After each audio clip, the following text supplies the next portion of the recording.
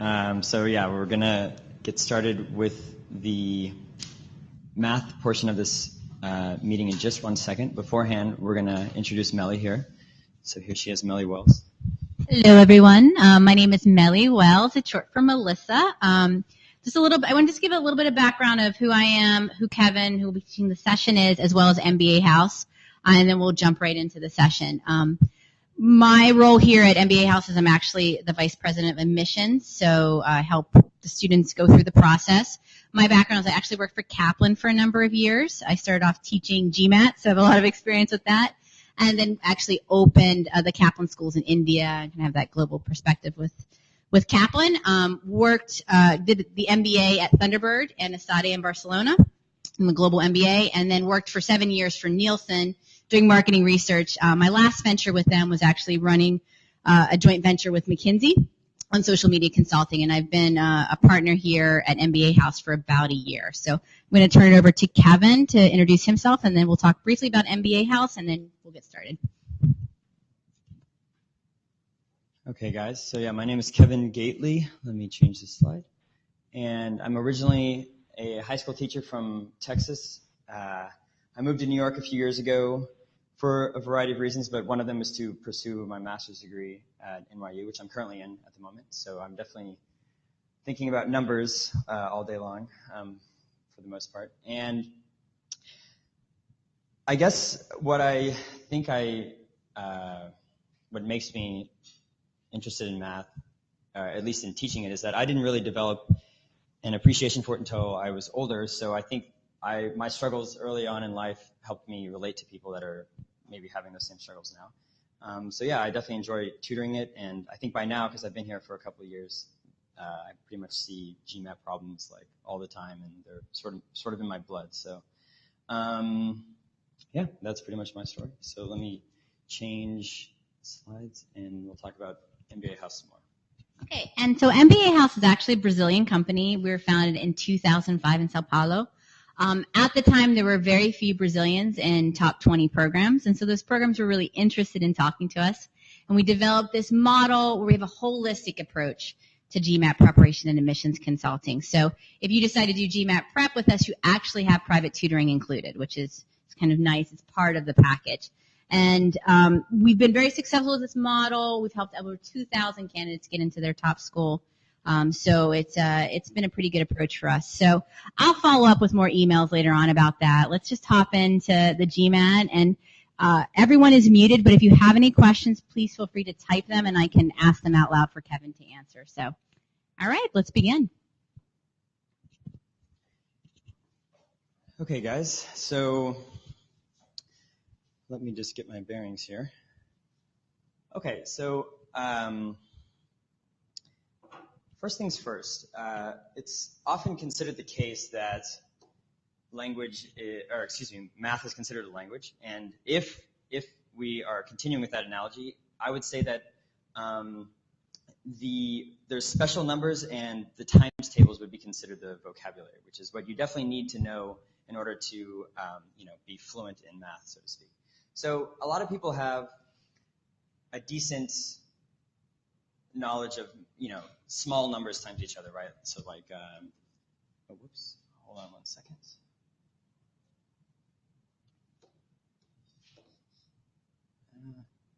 One sec, guys.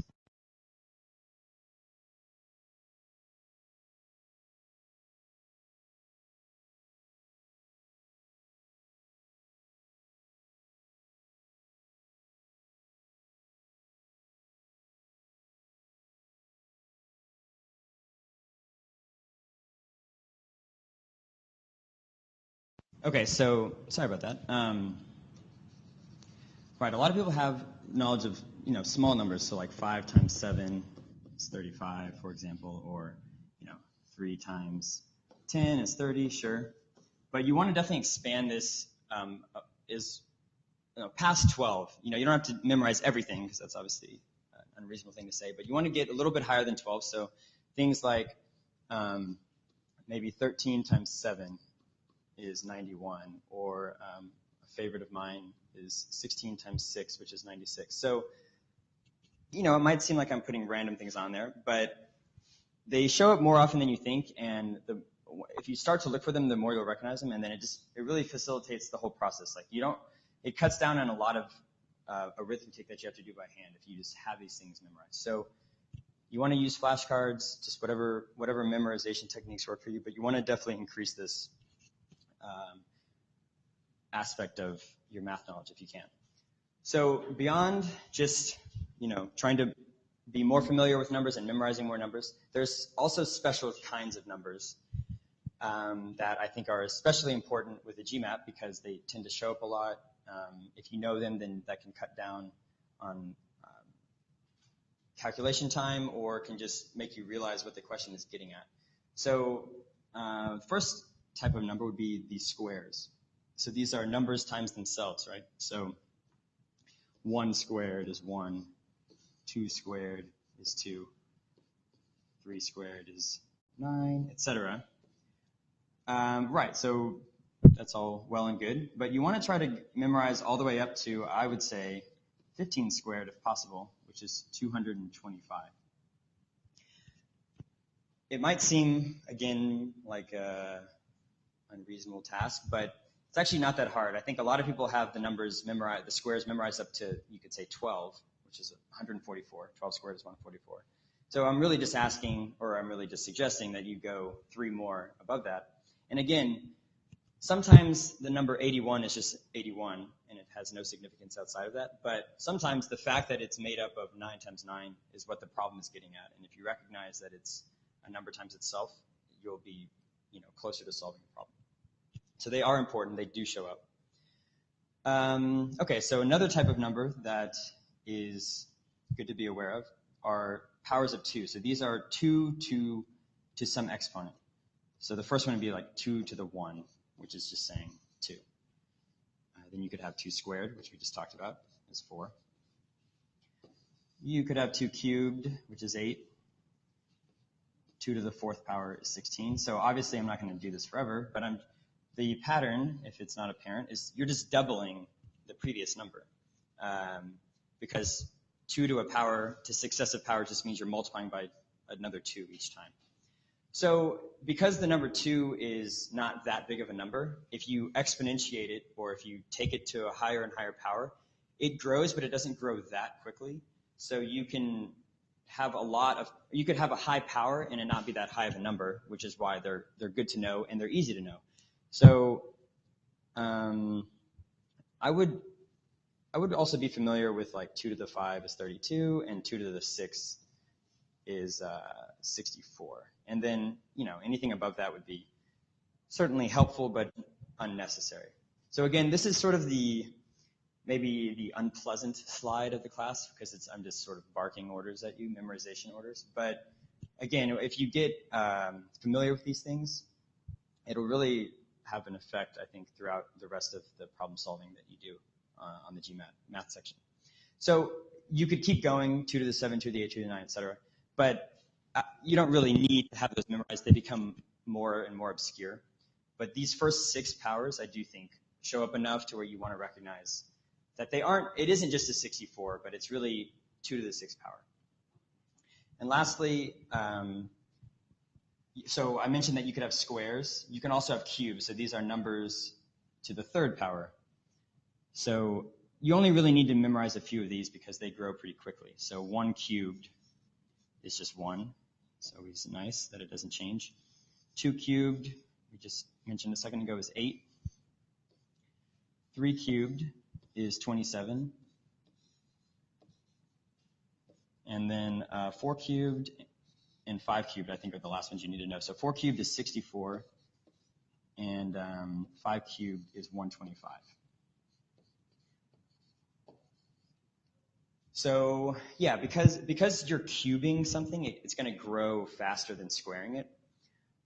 So they get kind of unreasonably large pretty fast. So you don't really need to go too much higher than this, I would say. Like you certainly don't need to go to 15 cubed, like we went up to 15 squared. But yeah, so I would liken these numbers to the vocabulary where if you don't really have to stop and think about what 13 times 7 is, or you don't have to stop to think about what 13 squared is, you're just going to be a lot more streamlined in how you go about solving these problems. So it really does help. Okay, so let's move on. Okay, so now let's get to maybe some more interesting stuff about math rather than just memorization. So there's a couple neat little rules that you can apply that will help you multiply bigger numbers or just deal with just dealing with larger numbers. So the first rule is what I like to call sandwich multiplication, and it applies when the situation is such that you have one number times a number 2 bigger than it. So in other words, they sandwich in the middle number. So for example, let me go back. I'm sorry, I'm making these mistakes again. Okay, I think I finally got this. So, right, so for example, if you have 7 times 9, these two numbers are 2 apart, and they sandwich in 8. So this is a situation that applies, or that this rule applies to the situation. So let me just write out some things, and hopefully the pattern will emerge. So 7 times 9, hopefully some of you out there know, is 63. 8 times 8, probably more of you know, is 64. Okay, great. So let's take a look at another situation that the sandwich rule applies. So say 5 times 7, and then those numbers sandwich in 6. So if I do 5 times 7, that's 35, and if I do 6 times 6, that's 36. Okay, I'll do one more case, and then hopefully the pattern will become clear. Let's say I do 10 times 12, which is 120, and those numbers sandwich in 11. So if I square 11, I get 121, which that's a little more obscure to know that, but as I said, it should be on your list of things to memorize. And secondly, if you don't have it memorized, the next rule will give us a way of generating it. So hopefully you can see that the number in the middle, the number that's being sandwiched, if you square it, the 64, the 36, the 121, it's always one bigger than the other two numbers. That pattern will persist forever. So that's a nice rule, because like I said, if you have the squares memorized, then that allows you to easily know what the two numbers on either side of it multiplied together are. And it's a little hard for me to explain this, but so this rule becomes a lot more useful when you have a bigger number, when you have bigger numbers. So for example, if you have, say, 14 times 16, this isn't the most fun thing to multiply either in your head or on paper. I mean, it's obviously not the end of the world, but if you remember the sandwich rule and you remember that 15 squared is 225, then it's so easily calculated as 224. And so it becomes more useful, especially when you would have to do work by hand. So it obviously saves you time and a potential careless mistake. Yeah, so this is definitely a good rule to know, and it also might seem maybe too specific, like when is this actually going to, or how often is this going to come up? And I may have had those same doubts, but I use it a lot more than I thought, even just with working with GMAT students. Even if it shows up like 2 times or 1 time, the fact that if you know it, it's helpful. So it's just one more thing to know. And it's easy to know, I think. So it's not really, it's a win-win situation. Okay, so then the next rule here, which is actually also related to knowing squares, is about if you know a square, you can generate the square after it and the square before it. So what I mean by that is if I know 13 squared, I can easily calculate 14 squared or 12 squared. Not to say that you wouldn't necessarily know those already, but regardless, here it is. So let's start with some smaller numbers. So let's say I'm at 7 squared, and oops, that's not the right symbol there. If I know 7 squared is 49, and I'm thinking to myself, man, I wish I knew what 8 squared was, and I also wish I didn't have to do it the traditional way of either doing it on paper or memorizing it or whatever, then you can easily get from 7 squared to 8 squared just by adding 7 and adding 8 to 49. And the result of that will be 8 squared.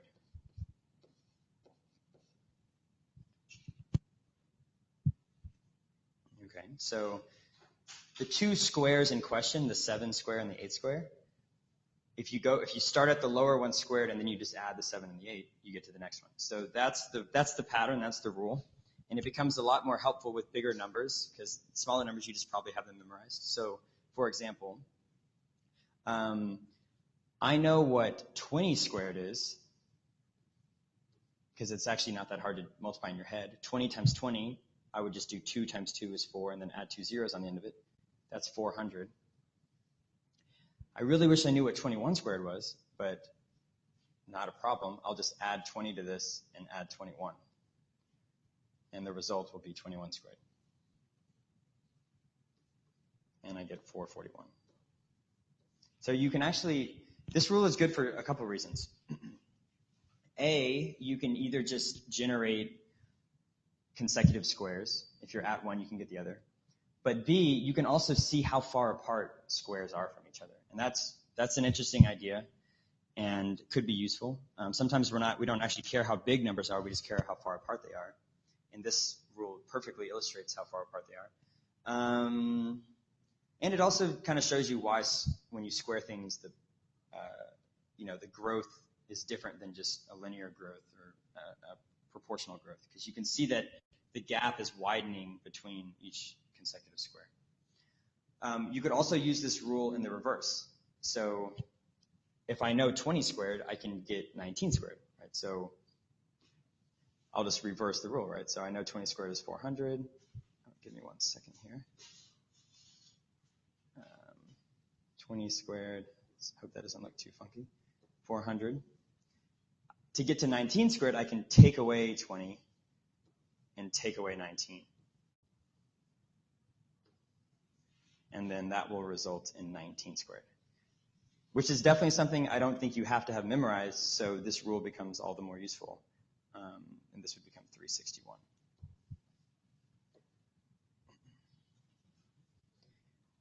And of course it's good to remember that at the end of the day, you could certainly just multiply 21 by 21 on paper. You could multiply 19 by 19 on paper. But as maybe reliable and easy as doing that long form multiplication may be, I think actually it's sort of an unsustainable technique to use over and over again on the test. Because most people are going to say, an overwhelming majority of people are going to tell you that you're going to feel time pressure on the exam. And, it's hard to just make yourself think faster. That's a tall order.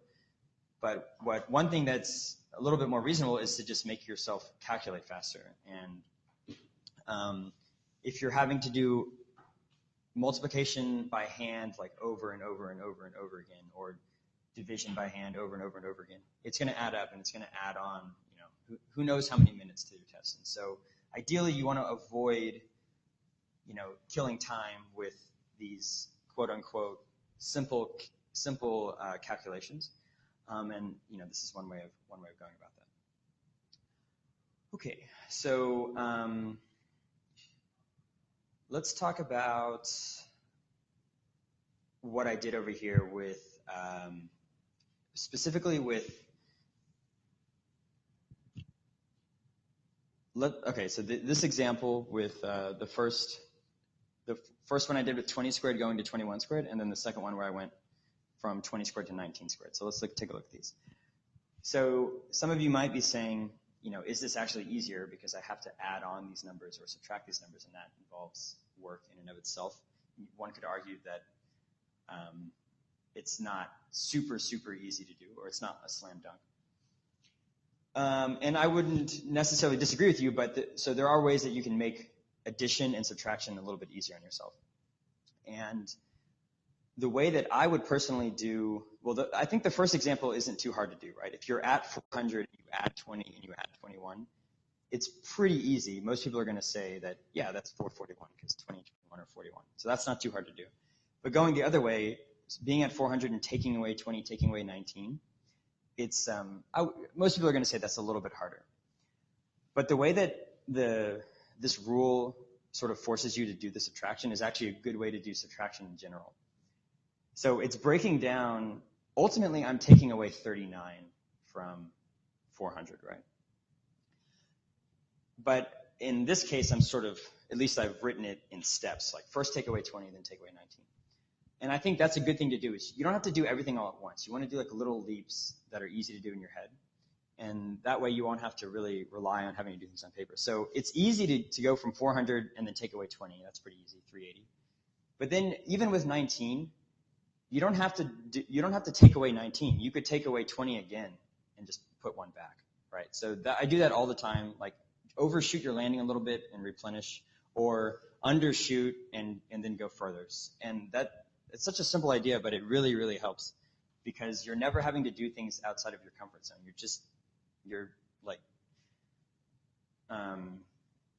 whatever, just chiseling away a little bit at the number. And it really, I think it makes things faster, maybe not super, super fast, but it's definitely faster. And you're thinking about what you're doing more, so you're less likely to make a mistake. And that's a big deal. I would say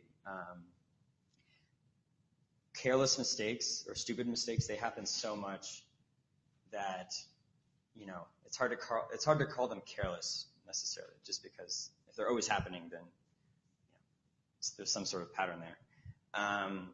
So you really want to cut down on that, and I think if you're thinking about what you're doing more intently, then you're less likely to do that. Okay, so that being said, let's take a look at how to do some calculations in general, maybe in faster ways. And it's going to be in that same vein where you break things down in little steps, or you use easier numbers. So you don't have to take the numbers as they come.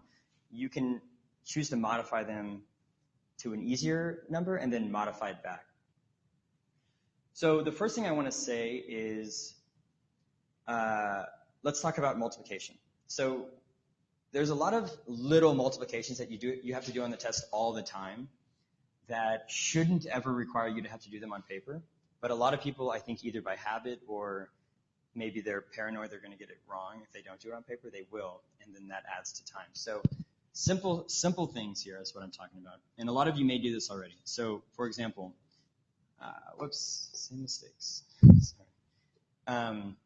Let's say you have 15 times 7. A very reasonable thing, or a very normal thing to encounter in the exam. And also a thing that I see people do on the side of their paper all the time, and it makes me a little sad when I see it. So you shouldn't look at 15 as 15. You should look at it as 10 plus 5. And I'm going to write this out so it hopefully becomes explicit. But ideally, you're doing all of this in your head, because everyone here is a smart person, and you should be able to do these things in your head. So you're really just distributing the 7 to the 10 and the 5. So just multiply 7 by 10, that's 70. Multiply the 7 by 5, that's 35. Right? So here's where having things memorized really helps you. And then add these, and you get 105. And that's a really easy thing to do. All of that could be done in anybody's head. And even with the 35, right? Don't add 35 all at once. Just add 30, get to 100, and then add 5.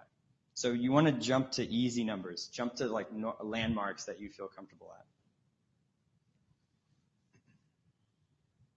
So I definitely do this all the time in my head, right? And I would argue that I make far fewer mistakes than people who do things on paper. And I wouldn't necessarily attribute that to me studying math all the time. I think it's just because I'm a little bit more focused on what I'm actually multiplying rather than just following a process. Okay, so something else. Let's see. You could also do something like, say you're doing 20 times 31. So this is a different way of breaking things down. Well, the number 20 is really 10 times 2. So what I can do here is I'd rather just double 31, make it 62. That's what I'm doing by doing 2 times 31. And then multiplying by 10 just means add a 0.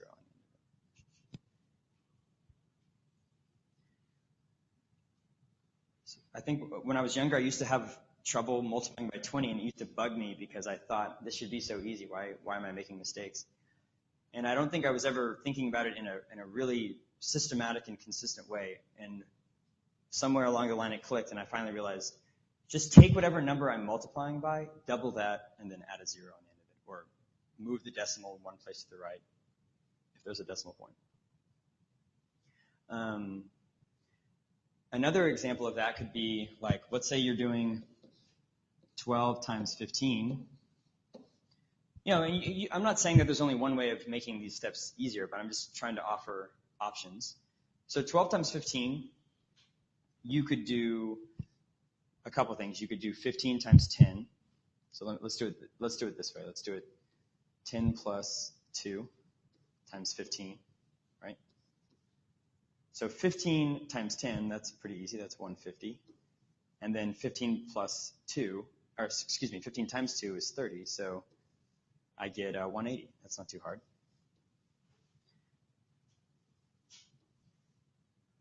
But another way I could have looked at it, and let me change color to hopefully make this clearer, is, let me just rewrite it right here, is in the way that I broke the 20 and the 31 down. So instead of separating 12 by 10 plus 2, let's separate 12 by what multiplies into it. So 3 times 4, for example, or 6 times 2. I'll just do 3 times 4 to show that. So it is 12 is 3 times 4. That is a fact. And then now I can choose to multiply these 3 numbers in any order. In my head, the easiest way is to do 4 times 15. That's 60 times 3, which most reasonable people will tell you is a reasonable thing to calculate in your head. So you get the same thing either way. So you do have options. It's kind of how your brain happens to see the number at any one time, or just maybe one way always makes better sense to you, but you do have options, so that's a good thing. So yeah, so let's take a look at a division example. So division routinely, I think, gives people a bit of stress. So let's say we had the example of 280 divided by 35.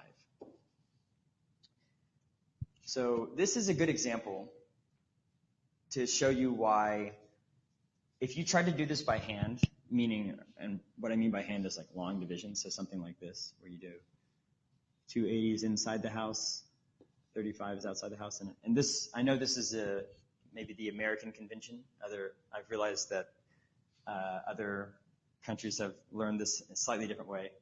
It always confuses me, so I'll just do it the American way. But anyway, if you try to do it the sort of third grade method, it really doesn't help you because the 35 is bigger than the 28. And then if you go to 280, then you're just at your original number. So you basically have to count how many times does 35 go into 280 in your head, or you have to do guess and check and like multiply on the side. But anyway, no one wants to do that. So it completely isn't even a method. It's just like your guess is as good as mine, and then you're going to confirm it by doing more and more work. So another way to look at it is to break 280 and 35 down into numbers that multiply back into them. So an easy way to split numbers up, if they have zeros on the end of them, just separate it at the 0 and say that it's not 280, but it's 28 times 10. And 35 is 7 times 5. So obviously I picked a nice example here, but these do abound on the test. They're not really testing your ability to, multiply numbers. That's not their intention. They recognize you don't have a calculator. They want to see how clever you are, how resourceful you are. Are you a good manager of your time? So they're not, who cares about if you can do long division or multiplication? So try to be clever. Try to look to see, are these numbers more compatible than I may have thought?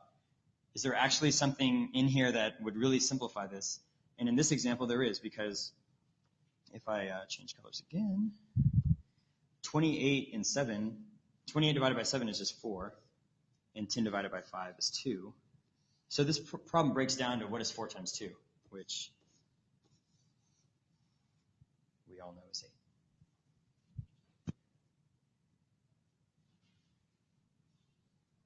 8. And yeah, I mean, there's just something obviously way better about this than doing it in any other way, I would say.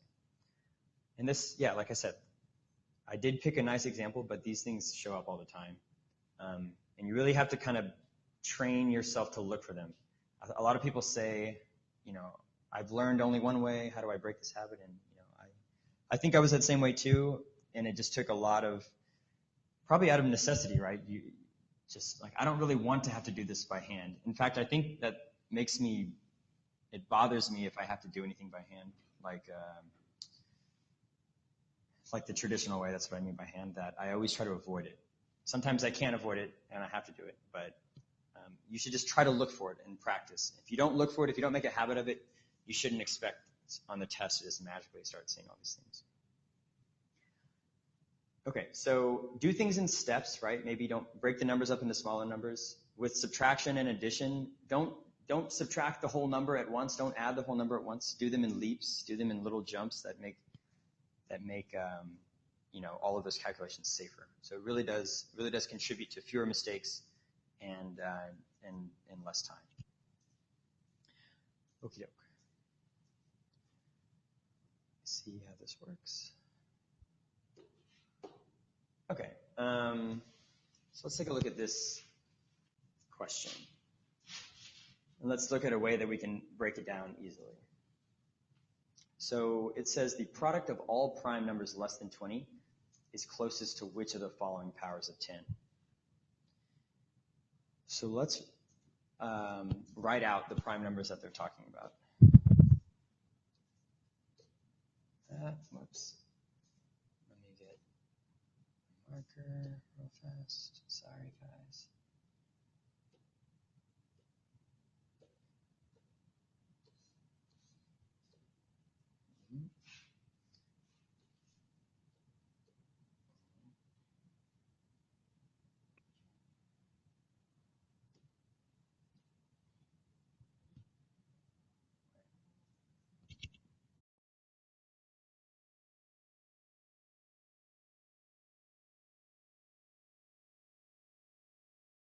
Okay.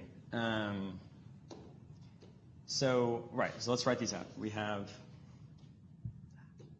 1 second. We have 2 times 3 times 5 times 7 times 11 times 13 times 17 times 19. So those are the prime numbers, right? And just to remind everyone, a prime number is a number that is not divisible by anything except for itself and 1. So you could think of them as really just being indivisible. Okay, so we want to multiply all these up, sort of, you know, not technically and not super accurately, because it does just say which is closest, which answer is closest to this product. So we're going to exercise our right to approximate. And because it wants the answer close to powers of 10, we should sort of look at this problem through a filter of how are these numbers close to 10 or close to 20 or close to 30, something like that. So first things first, let's maybe say, well, 19 is great, but 20 is so close to it, and 20 is better. This is and the way that I'm going to do this problem is not the only way to do this problem, but essentially the best way to go about this is going to be some variation on what I'm doing. And 11 is great, but 10 is not too far off, and 10 is obviously way better. So the main thing that we're doing here that's good is we're not choosing to multiply them in the order in like their natural hierarchy. We're choosing to multiply them in a way that makes it easiest on us. So 2 and 5 are just exactly 10.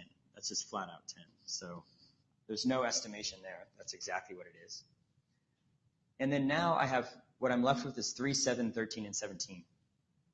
So how best should I go about this? Well, if your times table memorization is up to snuff, then you might know what 13 times 17 is off the top of your head. You probably won't, because I don't think I know what that is. But you might, that's not the only option. You might know what 3 times 17 is, or 7 times 13. And that's a more reasonable thing to know. And even if you didn't know it, you could easily figure out what they are. And I think that's the best thing to do here. To avoid having to deal with 13 and 17 on their own or multiplied together, let's try to combine them with these smaller numbers, 3 and 7. So 3 and 17 in particular multiply to 51, which I'm going to change to 50 in just a second. And 7 and 13 multiply to 91, which I'm going to change to 90 in just a second.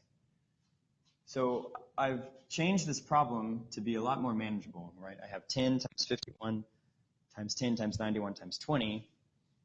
But let's just go ahead and make these changes. So I have 10, and then let's change 51 to be 5 times 10. Let's change 91 to be 9 times 10. And let's change 20 to be 2 times 10.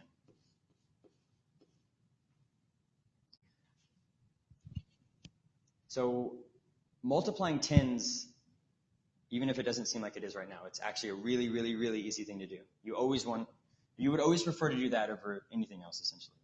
Because all you have to do is count them up. All right, so I have 1 here, 1 here, 1 here, 1 here, 1 here, and then 5 and 2 actually create another one. So how many do I have total? I have 1, 2, 3, 4, 5. I have 6 total. So I can say that's 10 to the 6th, and then the one missing number is 9. But of course I'm approximating, so let's just call 9 a 10, and then we basically have 10 times 10 to the 6th, which is 10 to the 7th. And we never really did anything unreasonable there.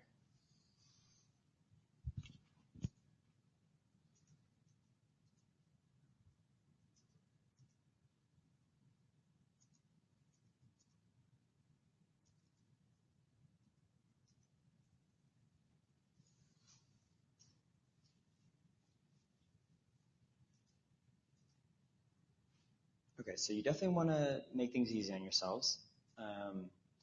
You want to look to see maybe there's a better way to combine these numbers, to multiply these numbers than the way that they've written them, or the natural way that anyone would write them. And the more you have memorized, the more likely it is that you'll see a friendly combination like I did with the 51 and the 91. Okay, so let's keep things going. So let's talk about fractions. So fractions are, not the most popular of things, you could say. But I would say that they are unavoidable, A, on the test, and also indispensable, B, meaning it's a good thing that they're on the test because they make calculations so much easier when you don't have a calculator. And I would actually argue that decimals are better when you have a calculator because you can easily type in decimals into a calculator, whereas fractions are harder to type in because you have to use sort of 2 lines to do it. So decimals have their advantages, but most especially the lack of a calculator is not a time to be singing their praises, whereas fractions are great because fractions use whole numbers, and you can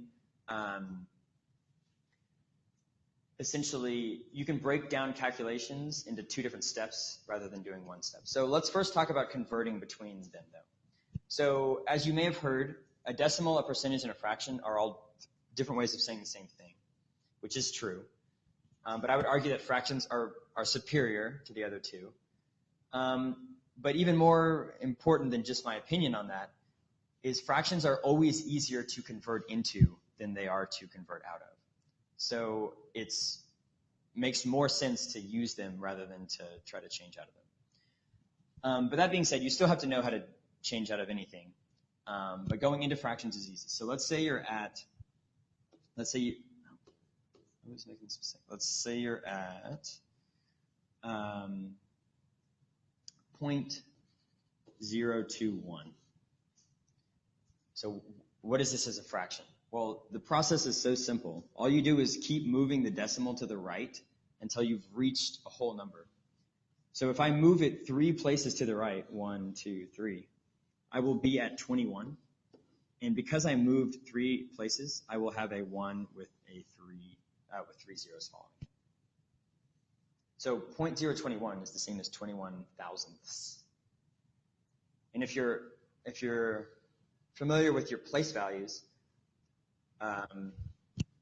3 places after the decimal to the right is the thousandths place. So that's just aligns with what your intuition should be. If you had, say, 1.02, then I only need to move the decimal 2 times to the right, and then the resulting number is 102.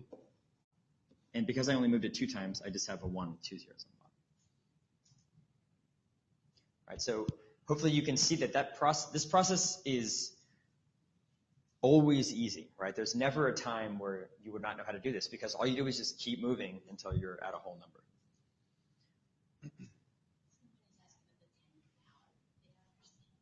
Okay, let me bounce back real fast to the previous slide. Question on the previous one. It just says.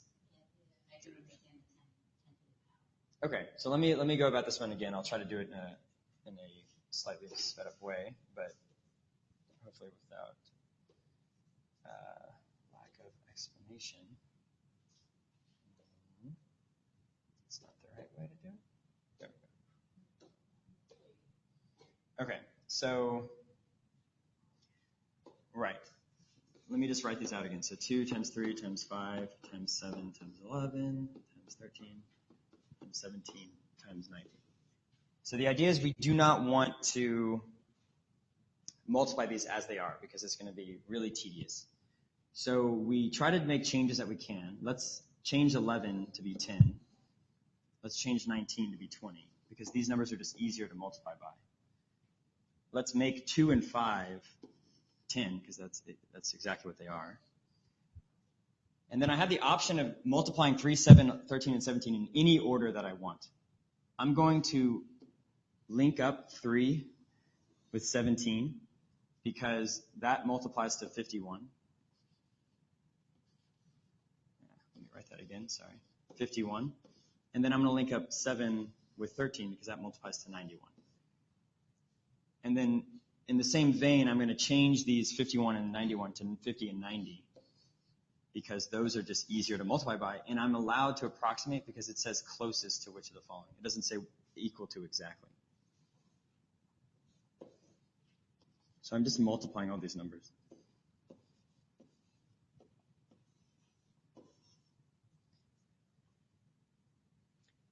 And then I'm just choosing to separate 5 50 into 5 and 10, and I'm choosing to separate 90 into 9 and 10, and 20 into 2 and 10, because that's literally what they are.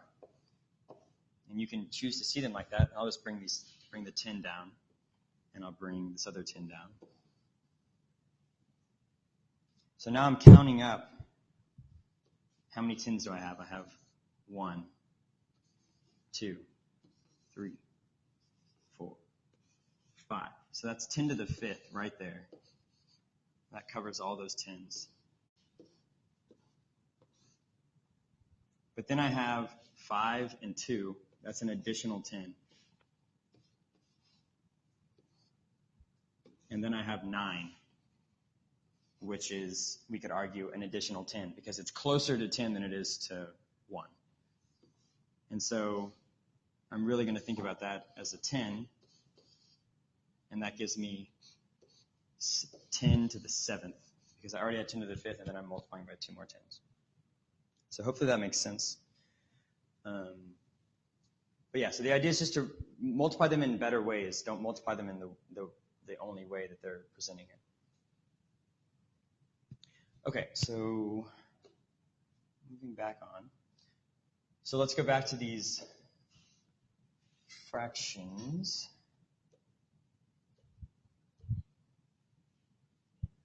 Back to the fractions and decimals, right? So I did 0.021 is equal to 21 over 1,000. That was one example. And then 1.02 is equal to 102 over 100. Great. Now, if I'm in percentages, it's also just as easy. So like, let's say I have 13%. 13% is literally just another way of saying 13 parts out of 100 parts. So I can literally just say it's 13 over 100. This is exactly what it's equal to. The percent symbol is more of a way to communicate with people. It's not as much of a mathematical thing. I mean, yes, it's mathematical, but you don't really do work with the percent symbol. You always convert to a decimal, or you always convert to a fraction. And I'm arguing that fractions are better. So if you have to be careful though, because if you had, say, 0.021%, which you could have, and it's, when you have a decimal and a percent, it's notorious. People have misunderstood this since the dawn of time, I would say. You still just put it over 100. So the point I'm trying to make is if you have a percent sign, you always put it over 100. So there's like a famous story where some customer service person on a cell phone company didn't understand the difference between 1 penny and 1/100th of a penny, and it came down to this. They put like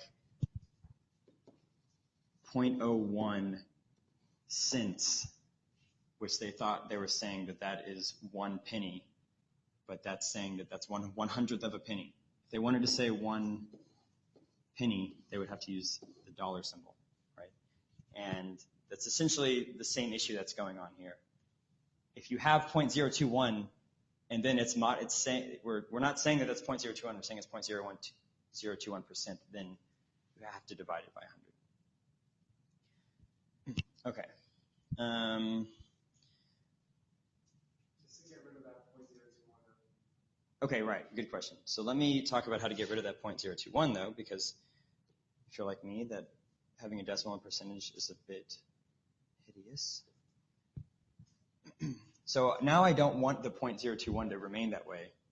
So I want to repeat what I did previously, which is I'm going to move the decimal 3 to the right, which means I need to add 3 zeros in the bottom.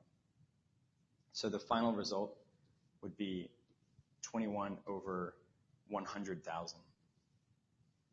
And hopefully you can see that that's actually really small, right? It's if you had 100,000 parts, this would only be 21 of them. Or if you had $100,000, you're only giving somebody 21 of those dollars. It's a very measly portion. And okay, and so to generalize what I'm doing here, if you have X%, this is always just X over 100. It's saying you have X parts out of 100 parts. And some of you guys may have perfect understanding of percentages when you prefer to work with decimals as a way of representing them, which is fine. However, the test does do things where they'll say you have X% of Y% of something, and there's no way to represent that using a decimal. You can only use that. You can only represent that as a fraction like this, X over 100. You cannot do like point X, because that could be right, but it wouldn't necessarily always be right. But what is always definitely right is making this translation. So for that reason alone, it's like I was saying, it's sort of unavoidable. You have to know how to work with these conversions. Okay, I've kind of cluttered the page here a little bit, so let me see if I know how to do erasing here. One second. That's not what I want.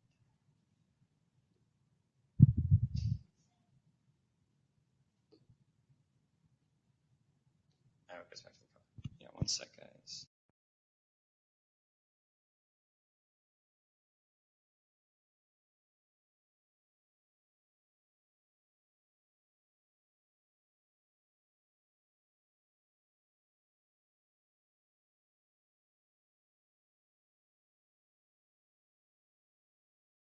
Okay, and we're back. So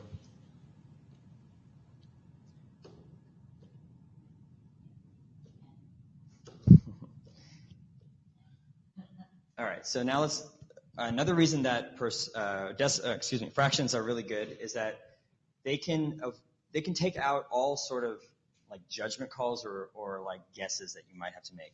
Or they can eliminate a lot of technicalities, and they can also work very well with exponents, which if you're not that up to date with how exponents operate, that's not a big deal right now.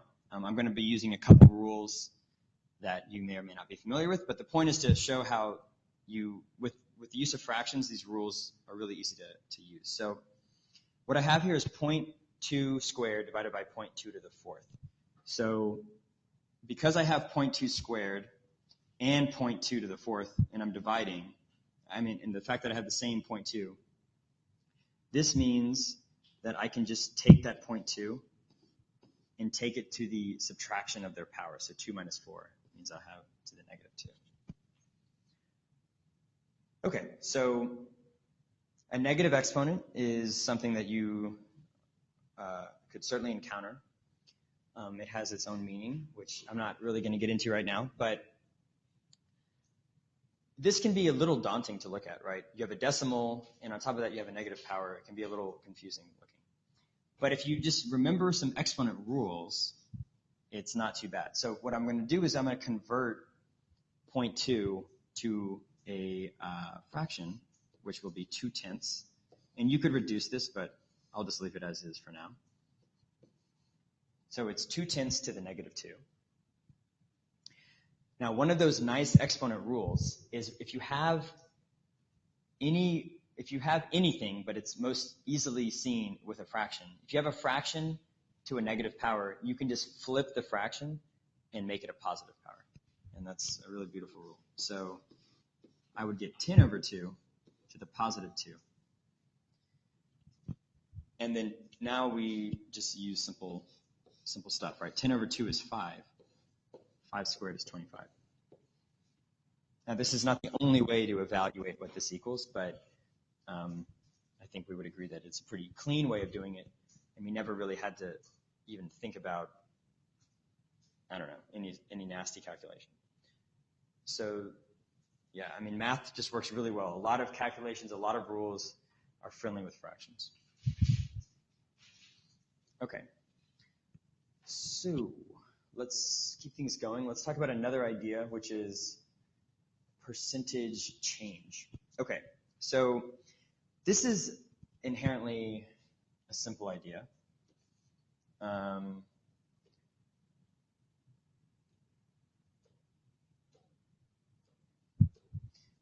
wish this thing would go away. That's not what I want. Okay, so this is a simple idea, whatever. That'll just stay where it is.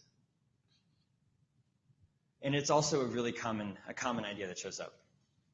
So let's just use a really, really simple example. So let's say you have $40, and then you find $10. So you changed by $10, and you now have 50.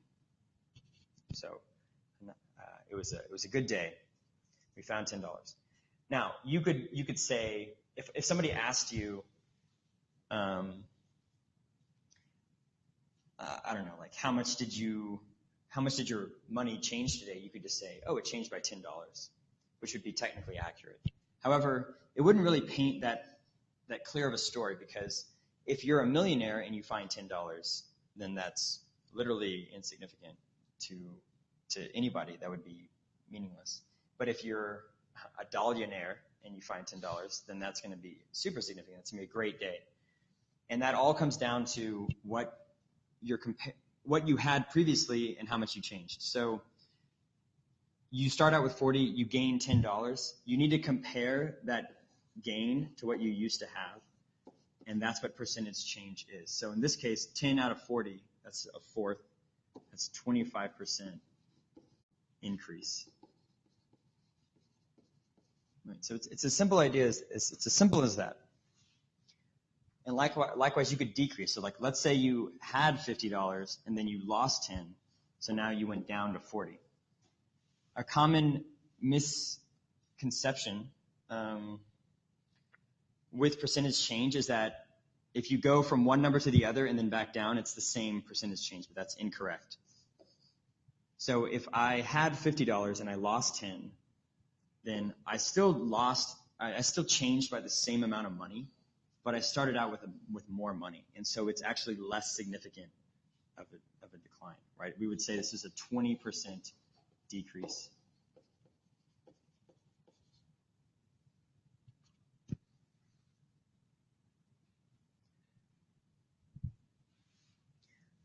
Right, so this isn't the main point I want to talk about, but it is something to be aware of. So a lot of people make this mistake. They'll know something had been increased by, say, 25%, and then to get back to the original number, they'll decrease that new number by 25%, but that's just not right. It's not correct. Okay, so as I was saying, percentage change happens all the time on the test in a lot of different ways. It could be in algebra problem, it could be in a geometry problem, it could be data sufficiency question, or it just shows up a lot. So you want to be familiar with it. I think fraction representation of percentage change is definitely superior to decimal or percentage. Basically to decimal is the only other option. And to do it in one term rather than to two terms. So here's what I mean. Let's take a look at this 25% increase. 25% increase is the same as being 125%. Let me say this again. 25%, I'll leave it as it is. 25% increase is the same as being 125% of old number. So a lot of times people might do this. They'll say, we had some item used to be X dollars, and then the price went up by 25%. What is the new price? So somebody might do this. They'll say, well, I need to take 25% of the old price, X, and add this on to the original price. And this is completely correct. I don't want to give the impression that it's not right. But it is not efficient, I would argue. So if you can just recognize that a 25% increase is the equivalent of being 125% of the original number, you should just jump straight to this. 125% of my original price is what the new price is. And then you can easily reduce that fraction, 125 over 100, cut out a 25 from both, and you're dealing with 5/4 times X. And it's undeniable. This is definitely better because you don't have decimals. You don't have two terms. You don't have an X and a 0.25X. You just have it all in one succinct, compact little 5/4 X. And the great thing about this is you can represent two different numbers with the same letter, right? X is the old price. 5/4 X is the new price. And so you don't have to use a second variable, which is definitely an advantage. Now, likewise, if you do percentage decline, let's take a look at that. I'll use blue, although I probably should have switched those colors up since red is usually a bad thing. Okay, so percentage decline has the same interpretation or would have a consistent interpretation. If you, let me write this. So,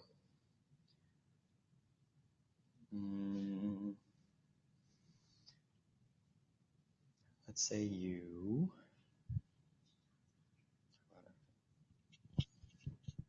let's say you have 15% a 15% decrease.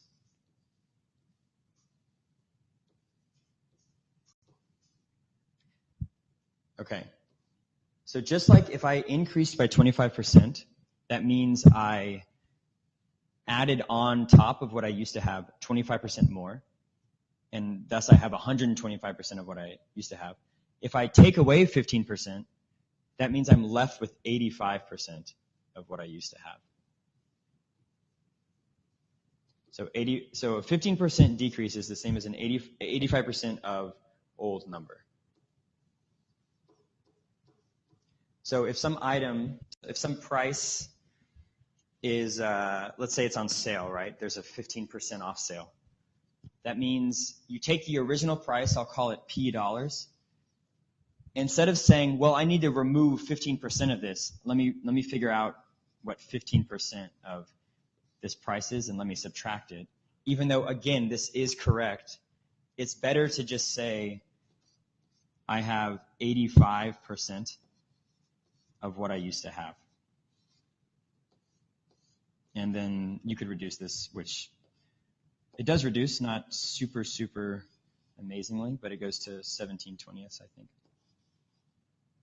And again, the advantage is that A, you're not dealing with decimals. B, you're dealing with only one term. So instead of a P minus 0.15P, you just have 17/20ths P. And that's definitely a good thing. And again, you can do two different numbers with one letter.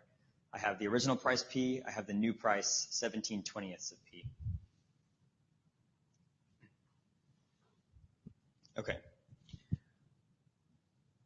So let's keep going. So let's talk about another way of easily working with things. So scientific notation.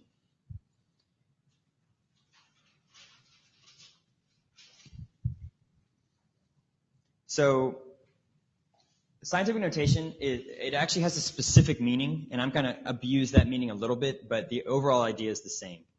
So the name comes, for what I would assume it comes from, is scientists often have to deal with really large numbers or really small numbers.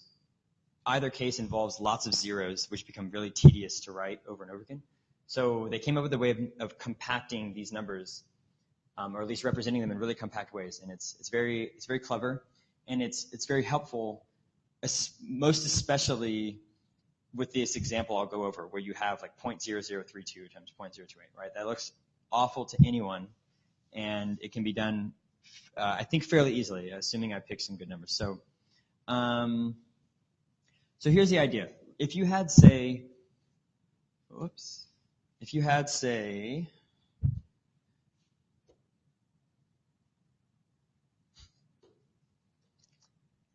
3,200,000,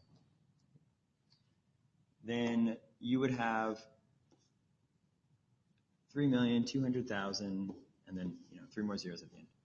Okay, so this isn't super long number, but I could definitely reduce its length, because those extra zeros on the end, yes, they're important in terms of how big the number is, but they're not, are they really necessary to keep writing? And the answer is no. So what I'm going to do is, the decimal is inherently at the end of this number. I'm going to move it back all the way to a friendlier number. So to me, that friendlier number is 32. But obviously I can't just change 3,200,000 to 32. Those aren't the same number. So the way that I like to think about it is, I can move it back so long as I promise, I can move it to the left so long as I promise to move it back to the right. So how many times did I move it to the left? Let's count. 1, 2, 3. No, I actually wrote that very strangely. Yeah, my little movements aren't right, but let me count it accurately. I think I moved it 5 times. So since I moved it 5 times to the left, I want to eventually re-expand it. So I have to move it back 5 times to the right, and I do so by multiplying by 10 to the 5th, because then that's just going to add 5 zeros to the end of it. So this is a much better way of writing 3,200,000 because I'm really just dealing with the heart of the number, the 32. And then all of the zeros, all of the magnitude can be dealt with in a single exponent. It's a lot easier. But I don't have to, I could also take, say I had, to give another example, 0.0047, and this will become useful in this example I go over clearly. Yeah, no one wants to deal with 0.0047, but 47 might be better. So let's move the decimal 1, 2, 3, 4 to the right. But I have to promise to move them back. So because the decimal is going in the other direction, I would multiply by 10 to the negative 4. So I moved it 4 to the right. That 10 to the negative 4 guarantees that I'm going to move it 4 back to the left eventually. But the idea is you don't have to always do them at the same time. You can choose to do them in a different order, which is the convenience of it. So on the example, we're trying to avoid the decimal, right? So we would have to do 4.7 times 10 to the negative 3. I'm choosing to make it 47 just because 47 is a whole number. You can put it anywhere you want. So I could have moved it to 4.7, meaning I just moved it 3 places. And then to move it back, I would just need to move it 3 back to the left. This is perfectly acceptable, and maybe even you would want to do it on the exam because maybe you're trying to cancel 4.7, and you can maybe do it this way. So it really just depends on the situation. But more often than not, I think going with the whole, I would just say the default is that the whole number is better, but you have the option. That's the nice thing. And so that's what I mean by the decimal is always mobile, is you can move it to any position to, whichever position is most convenient according to the problem. So I'll try to make this not too messy. I feel like all the times I do it, it gets a little messy. But I'm going to essentially clean every one of these things up, every one of these numbers up, by moving the decimal over to make them whole numbers. So let me do that. So the 0.0032 becomes 32 times 10 to the negative 4.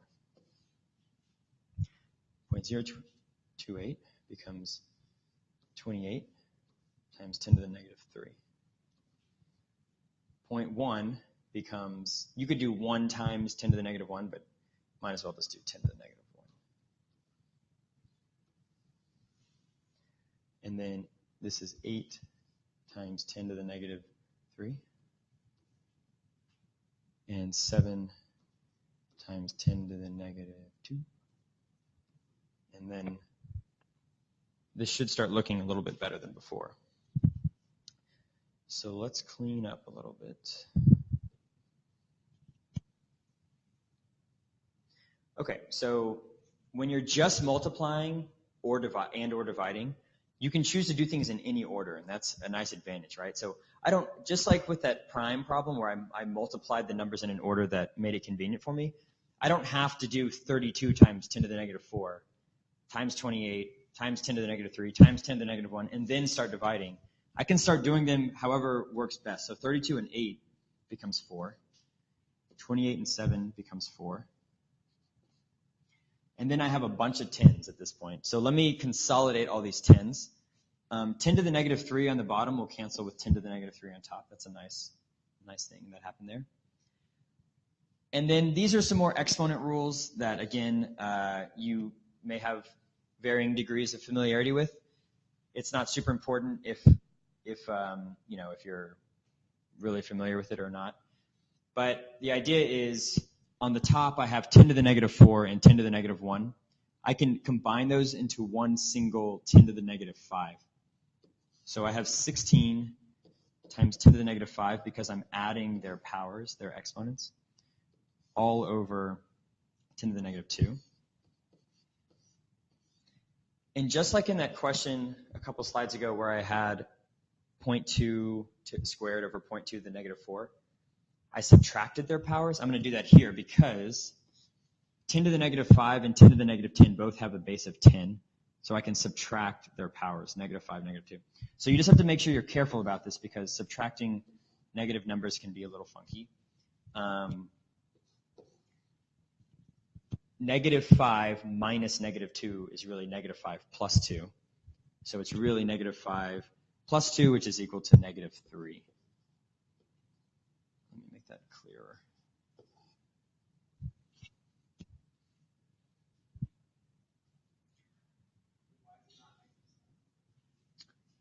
Okay, so it's not negative 7 because I'm subtracting negative 2. So I'm really, right, so it's negative 5 plus 2. You're subtracting a negative, so you're really just adding it. Yeah, exactly.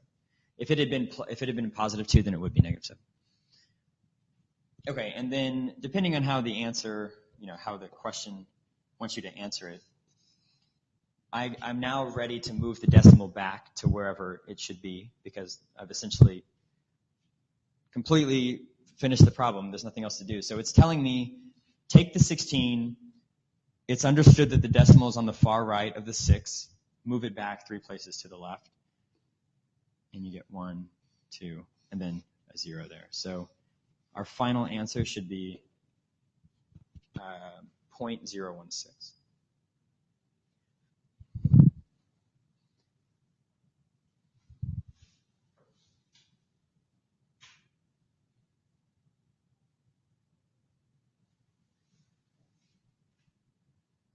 Okay, so I think there's just 1 or 2 other things I want to talk about.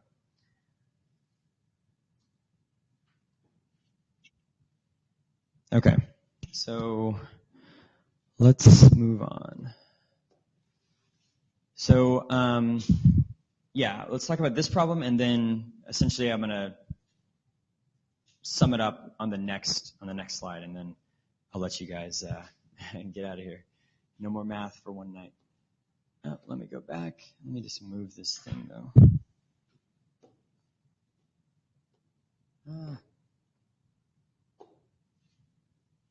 Or whatever. Okay.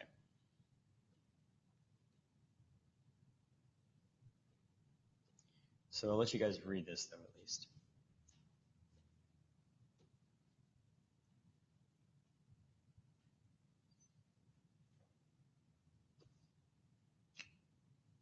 Hopefully that's a little obscured. Okay, I'll remove that first. Sorry. Still using this learning this technology. All right, I'll let you guys read it.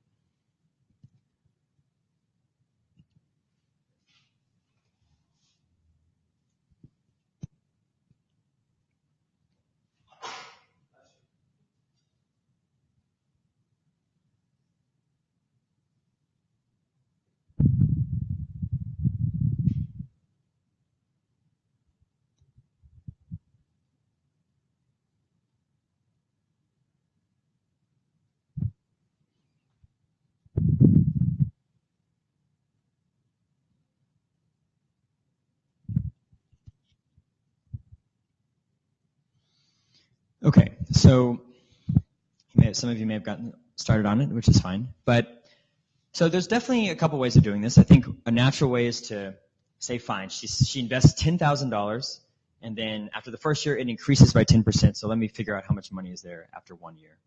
And then that's some bigger number than before. And that's how much is in there during this second year. And then we know that that amount of money increases by 5%. So let me increase that new amount of money by 5%. That's going to make it even bigger. And then during the third year, that highest amount so far, unfortunately for Lucy, decreases by 10%. So we're going to take that highest amount and then decrease it by 10%. So you can sort of do it in a 3-step process, which is totally fine. It's totally right. However, I do think it's a little tedious. You're having to do a few calculations and then ultimately one more calculation, I think, at the end. So there's an alternative. And I think it's really elegant, and it uses fractions, and it's going to use a lot of what we've learned today. So this is how I like to look at this problem. We take the $10,000 that she invests, and we recognize that this amount of money increases by 10%, which is the same, as I was just saying, as now being 110% of what it used to be. So let me take 110% of this amount of money. 1 second. Marker's acting funny.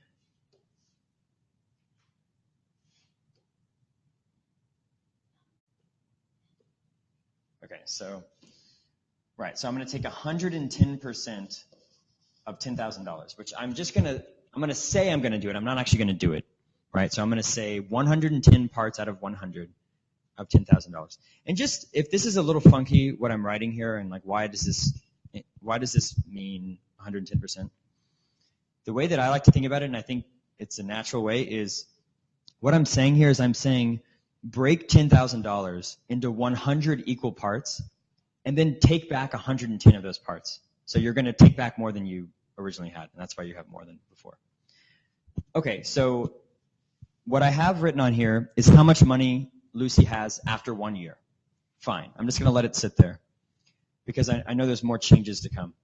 This amount of money, what I have on the screen now, increases by 5%, so it then becomes 105% of what it used to be. So I'm going to take 105% of 110% of 10,000. And again, I'm just going to let it sit there because I know there's one more change happening. So the final change is that, the change is that this amount of money on the screen, whatever it is, will decrease by 10%.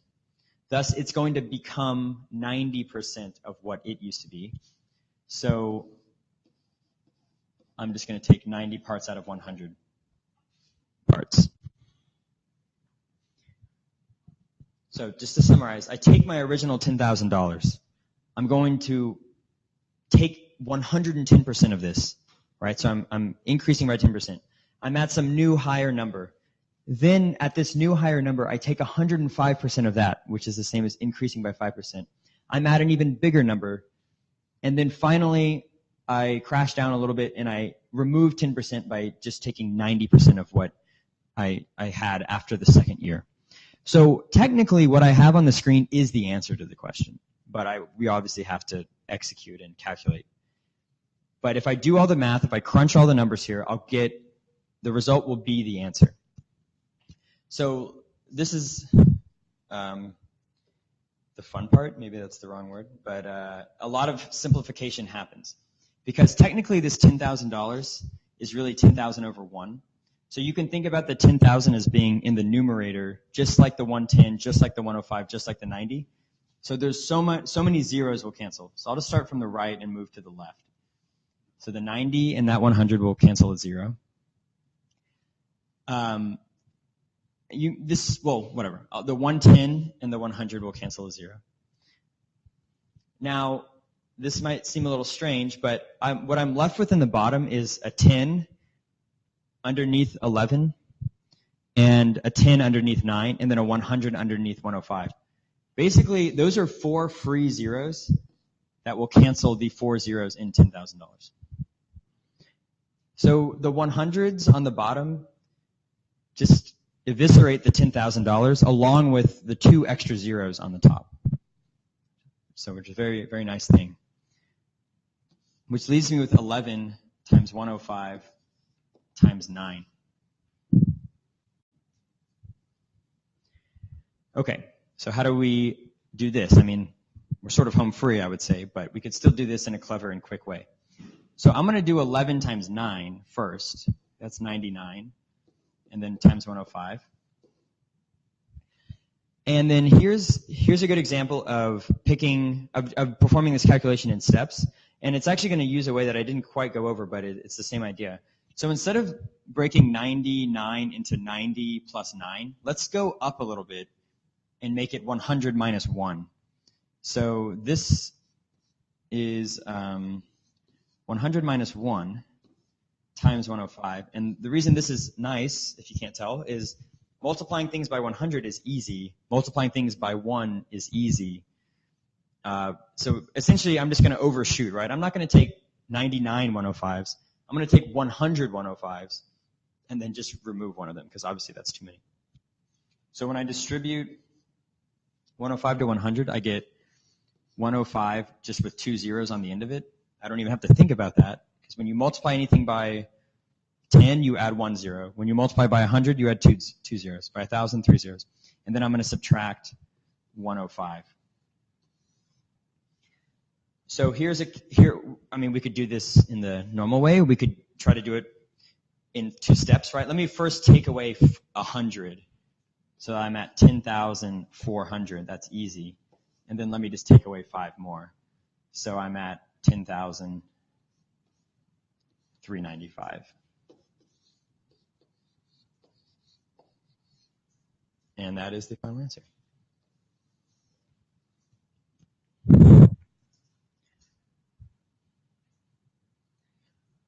So, yeah, I think the advantage here is obviously not having to do a whole lot of tedious math. We just did a lot of things were very easy to cancel, easy to set up. And so it's a new way of thinking, certainly, but you want to well, okay, so let me go to the next slide because this is a good example of what I'm trying to talk about. So what I did here was I waited to calculate, you could say, right? Instead of doing everything one step at a time, like let me first figure out how much money is there after the first year, then after the second year, then after the third year, I just waited to do it all at the end. And I'm not saying that this is always better, but it does have its advantages because the intermediate arithmetic, which is what I mean, or what I mean by that is all the steps that you would have to do in between, there can be some problems with those. So A, it could just take time, right? You have to do a lot of math, a lot of stuff on the side, more steps, presumably. The more steps you have to do, you're kind of drifting into harm's way in regard to potential errors. You know, just the more numbers you're crunching, the more stuff you're counting in your head, the more likely it is that you make a simple mistake, and then obviously that could doom you. Maybe not though, but it could happen. And I think, yeah, you're just kind of overworking yourself, and you're making the calculation a little more important than the problem, which is the last thing. And it's a little more subtle of a point, but if you're spending a lot of time doing a calculation, that's sort of coming at I can't think of the word right now. And it's coming in place of what I think you should be thinking of, which is you should be trying to be creative. You should be problem solving, and hopefully you're spending more of your mental energy trying to solve the problem, and then just a little bit of actually executing it. But if it's inverted and you're spending a lot of time trying to execute your calculations, I think everyone's been in a position where they'll do a lot of math and they'll get some number, and then they'll forget why they even needed that number. And then you kind of have to go back and, figure out, what was I doing? What's the point of this problem? And so it's taking away at what you should be thinking about and the efficiency of the question, and adding some bad things. So if you can avoid it, it's good to just kind of let things sit until the very end, and maybe they'll all cancel. Maybe some redundancies will be exposed, and you'll have a more streamlined approach. But yeah, obviously, math is not something you can just learn in a few days or a few weeks. It takes time, and it depends on your background in math to begin with. So for anyone that's definitely serious about studying for the test, you should really be honest about where your background is. Are you pretty quick with numbers? Are you familiar with them? Do you like puzzles? I think all of these questions are like little puzzles. They're little games. So it requires some mental stamina. And yeah, so anyone can learn it though, I think. But you definitely have to be prepared to study and to work. I do think it's an undertaking, and sometimes people underestimate how much preparation is required. But hopefully this class was helpful. There's a lot more I could say, but I don't want to keep you here all night. But yeah. Questions or anything? Sure. How long are the students studying at MBA House? Well, an average student? Yeah, that's a good question. It varies. Sometimes people come here and they're just they've maybe gone through a program already, and they're just trying to maybe do like a 1 month session or like a 1 month stint, or maybe even just a few weeks.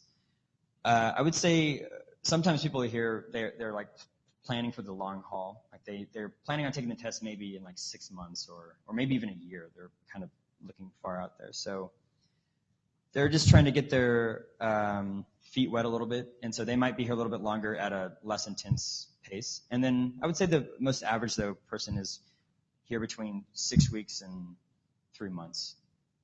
And yeah, between then, a lot of students can cover what they're here to cover. But it's different for everyone. It really depends on your work schedule. You know, just personal life is obviously a big factor of it.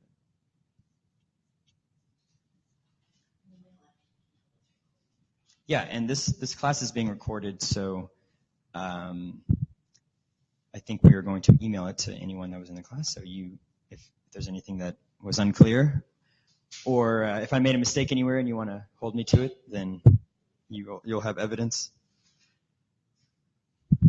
All right, guys. If there's no questions, then like I said, hope it was helpful wherever anyone is signing in tonight, and hope everyone has a good evening.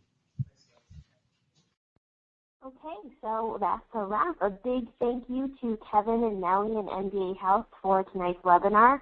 That concludes the MLP GMAT webinar week. We hope that you've all gained a lot from this series and are taking the GMAT very seriously. As I mentioned earlier, we hope that, when you're going in to take that exam, it's going to be your last exam, and prepare very well for it. And we hope to receive your application for MBA